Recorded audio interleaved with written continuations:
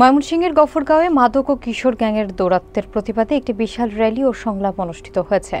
School of leadership US এর উদ্যোগে আয়োজিত এই অনুষ্ঠানে বিপুল সংখ্যক শিক্ষার্থী, শিক্ষক এবং সমাজের বিভিন্ন স্তরের মানুষ অংশগ্রহণ করেন। এই সময় বক্তারা মাদক নির্মূলে কার্যকর পদক্ষেপ গ্রহণের জন্য প্রশাসনের প্রতি আহ্বান জানান। বিস্তারিত থাকছে মনিরুজ্জামানের প্রতিবেদনে। ময়মনসিংহের গফরগাঁওয়ে স্কুল অফ লিডারশিপ ইউএস এর উদ্যোগে এক মহাসমারোহে মাদক বিরোধী সংলাপ ও মোটর শোভাযাত্রার আয়োজন করা হয়। নৈতিক এবং মানবিক নেতৃত্ব গঠনের লক্ষ্যে কাজ করা এই সংগঠনটির আয়োজিত এই অনুষ্ঠানে সভাপতিত্ব করেন এর সদস্য এবং বীর মুক্তিযোদ্ধা নাজমুল হক ফাউন্ডেশনের পরিচালক নাদিমুল হক। অনুষ্ঠানটি ভার্চুয়ালি উদ্বোধন করেন স্কুল অফ লিডারশিপ ও ইয়ুথ ফোরামের প্রতিষ্ঠাতা, সুপ্রিম কোর্টের অ্যাডভোকেট এবং কমনওয়েলথে বাংলাদেশের সাবেক ইয়ুথ অ্যাম্বাসেডর জনাব গোলাম রব্বানী নয়ন বাঙালি।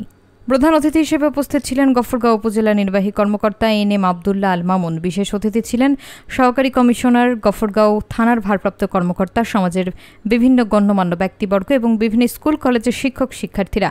বক্তারা গফরগাঁওকে সন্ত্রাস, চাঁদাবাজি ও ইফটিজিং এবং মাদক মুক্ত করতে কার্যকর পদক্ষেপ গ্রহণের আশাবাদ ব্যক্ত করেন।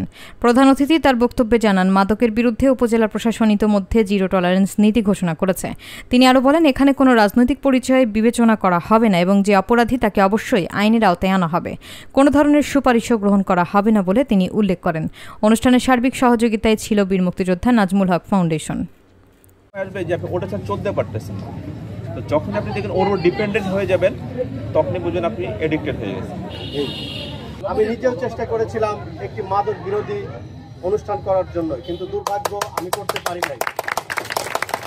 যেই কাজটি দুঃসাহসিকতা পরিচয় দিয়ে এই আয়োজন করেছেন, এই আয়োজক কমিটিকে আমি আমার ব্যক্তিগত পক্ষ থেকে জানাচ্ছি শুভেচ্ছা ও অভিনন্দন। আমার সমাজে যেন কেউ মাদকের দিকে ঝুঁকে না পড়ে, এই বিষয়টা আমরা খেয়াল রাখি। আর আইন শৃঙ্খলা বাহিনী তাদেরকে সার্বিক সহায়তা করবো যেন মাদক নির্মূল করে। তো এই আশাবাদ ব্যক্ত করে এই আহ্বান জানিয়ে আমি আসলে আমাদের এখানে আপনারা দেখেছেন যে প্রথমে অনেক এত সুন্দর সুন্দর ফুটফুটে বাচ্চারা ছিল। এইখানে অনেকে ভাষণও দিয়েছে এবং স্যার এত ভালো ভাষণ দিয়েছে, আমি so proud of her or him. আমি ভাবলাম যে আমাদের এখানে প্রবলেম তো হচ্ছে গুটি কয়েক মানুষজন করে, আমাদের কিন্তু ভালো, আমরা কিন্তু এই বাচ্চাদের জন্য যদি আমরা একটা ভালো সমাজ এবং ভালো যদি ভবিষ্যৎ গড়তে চাই, তাহলে আমাদের আসলে আমরা এখন যারা আছি, ওরা তো চলে গেছে, আমরা এখন যারা আছি আমাদেরকে সতর্ক হতে হবে এবং এই ক্ষেত্রে আমাদের সবাইকে এক পা করে আগানো লাগবে। আপনি যদি ভাবেন যে আপনি সেফ জোনে আছেন, আপনি ঘরে থাকবেন, আপনার বাচ্চা ভালো আছে, না, এরকম না। আপনারা যারা আয়োজন করেছেন, বিশেষ করে আমি ধন্যবাদ জানাই আমাদের মরহুম বীর মুক্তিযোদ্ধা নাজমুল হক সাহেবের পরিবারকে, যাদের ঐকান্তিক ইচ্ছায় আজকের এই আয়োজনটি।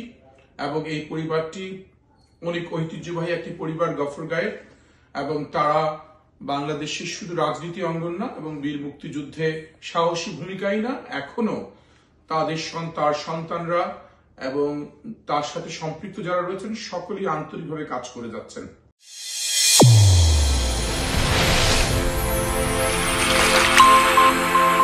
চ্যানেল A1 হৃদয়ের স্পন্দন।